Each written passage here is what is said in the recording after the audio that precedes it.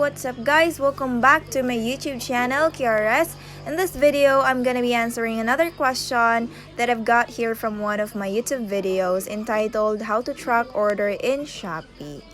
Alright, so I just wanna say sorry for I haven't uploaded a new video for quite a while now since I've been very busy these past few days. Alright, so I've got here a question from Mr. Kilowa Zoldik. So his question is, paano po pag on hold nakalagay? So this usually happens, yung on hold na status sa Shopee kapag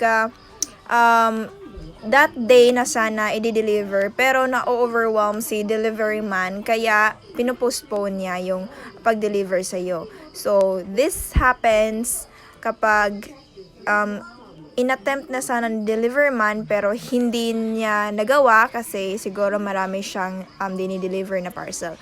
And don't worry kasi I'm sure bukas, tomorrow, after this, kung ganito yung status today, so tomorrow makukuha mo na yung order mo. So that usually happens to the day na i-deliver na sana yung order mo pero hindi natuloy. So yan.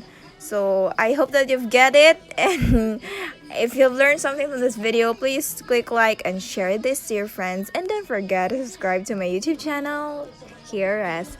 And yeah, meron pala akong i-shout out. Tingnan natin dito si Mr. Fridge Boy Place. 2 weeks ago pa to. Talagang scroll back ko yung sino yung nagpapa-shout out sa'yo. And yeah, so sa kung sino man gusto magpa-shout out, just comment it down below para ma-shout out ko na kayo. Okay? So, thank you so much for watching this video. Bye-bye, mama.